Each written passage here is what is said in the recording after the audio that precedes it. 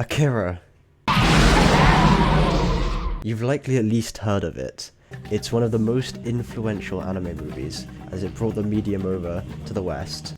And personally, I watched it as a young teen, and it was amazing.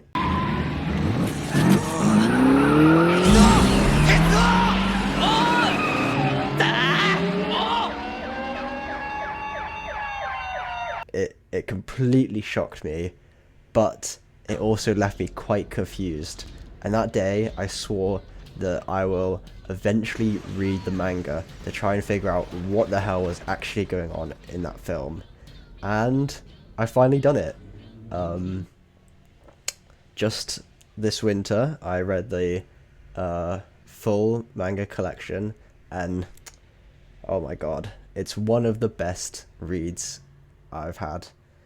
The characters and the character design, the world design, all the different locations, all of it is just amazing. My favorite character from it, and there'll be spoilers throughout, so if you want to get a completely blank experience, then I would recommend stopping here. But my favorite character was the Colonel,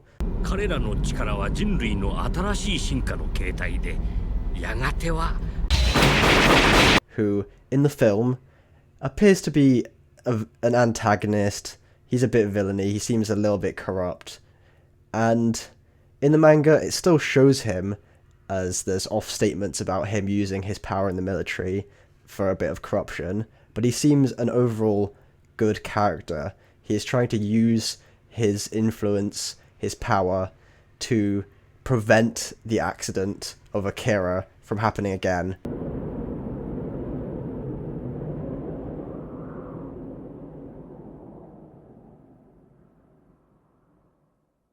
Which, unfortunately, doesn't go the best for him, but even near the end of the story, where he's completely lost what he had, and now he's just roaming around on his own, he is still able to have an influence on the story and try and right some of the wrongs by helping the main cast for how he treated them earlier in the story. So I think the Colonel is an amazing character that you can only really get from reading, because in the film it's just not enough time to focus on all of them. The film had to really just focus on Canada and Kei. Another part of reading the manga is that the depth of characters is so much greater than in the film. The film actually is not a one-to-one replica of the contents in the manga, but rather it takes the idea of the manga and condenses it into a film experience. So there are many film-only scenes and manga-only scenes, so it's not like you get the same experience. It's two completely different things. And with that is the depth that the characters are able to be explored in. The relationship in the biker gang and just the biker gangs overall are much more developed and interesting in the manga.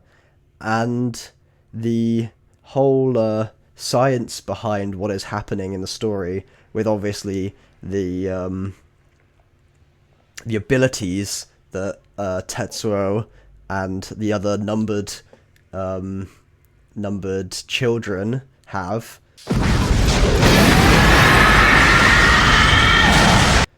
In the movie, it's not very explained. There's the sort of one scientist that's helping the Colonel, and he sort of shows that they have different levels of power, but other than that it's not really explored. Whereas in the manga it goes into a lot more depth. There's different scientist characters that all play different roles, and it really helps to flesh out and have the reader understand what these abilities are and where they came from and what's going on with it. After reading, I now finally understand exactly why the ever so controversial Ye, formerly known as Kanye West, claims that Akira is his greatest inspiration and that he uses Akira to influence everything he's ever created, it finally makes sense. Because this is just such an amazing work, and it really is a inspirational piece. I think I've taken a lot from it that I'm gonna think about when creating works, and I think if you have any interest in making some amazing stories, then I would highly recommend not just watching the film, but also reading the manga, because there is so much that the manga explores that is left out of the film, just simply because they're different mediums, and there's the runtime of the film. You cannot have so many hours of reading put, squashed into one film. It just wouldn't be good. So I think they're both amazing pieces, though. I wouldn't say don't watch the film. The film is still great. But it's simply just a different medium. And it's quite obvious what influences Akira has had on the industry. And also, Akira is a perfect example of marketing, because it was specifically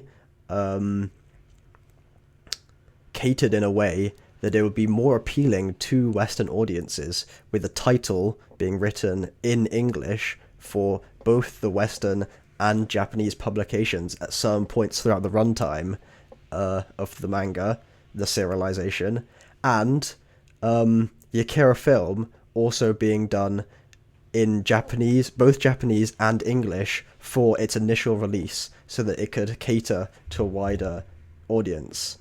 So I think there's a lot of takeaways from that if you want to reach different audiences, how you can implement different cultural aspects into your works so that they can be more palatable to different audiences.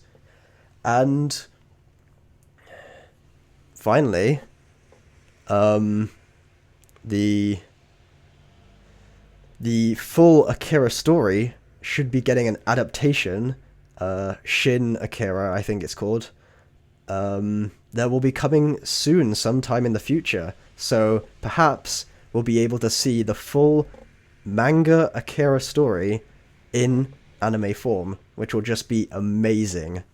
So if there's any takeaways from this, please go and read the manga if you've seen the film, and if you haven't seen the film, do both, because they are just amazing pieces of fiction, and there's so much passion behind it and so much creativity, and they just look stunning.